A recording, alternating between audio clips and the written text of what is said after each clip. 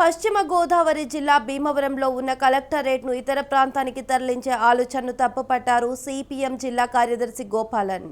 ప్రజల అభిప్రాయాలు పరిగణలోకి తీసుకోకుండా కలెక్టరేట్ను తరలిస్తే ఉద్యమిస్తామని ఆయన హెచ్చరించారు. ఎమ్మెల్యే పులపర్తి, కలెక్టర్ నాగరాణి దీనిపై స్పష్టత ఇవ్వాలని గోపాలన్ కోరారు.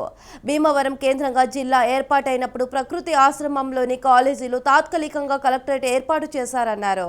శాశ్వత ప్రాతిపదికన మార్కెట్ యార్డుకు కలెక్టరేట్ తరలింపున గత ప్రభుత్వం జీవో తీసుకొచ్చిందన్నారు. అలా చేస్తే ప్రజలు ఇబ్బంది పడతారని గోపాలన్ అన్నారు. ప్రకృతాశ్రమంలో జిల్లా కలెక్టరేట్ అన్నది ఒక విధంగా ప్రజానీకానికి కొంత అసౌకర్యంగానే ఉంది. మెయిన్ రోడ్డు మీద దిగి అక్కడికి నడిచి వెళ్ళాలన్నా, లేదు ఇతర వాహనాలు వెళ్ళాలన్నా ట్రాన్స్పోర్ట్ ప్రాబ్లంగా ఉంది. మెయిన్ రోడ్డుకి కొంత దూరంగానే కూడా ప్రస్తుతం ఉన్నటువంటి కలెక్టరేట్ ఉంది. అయితే ప్రభుత్వం ఇది శాశ్వతం కాదు, శాశ్వతంగా మేము భవిష్యత్తులో ప్రజలకి అందరికీ కూడా అనుకూలంగా ఉండే విధంగానే మేము స్థలాన్ని కేటాయిస్తామని చెప్పి కూడా గతంలో వారు చెప్పారు.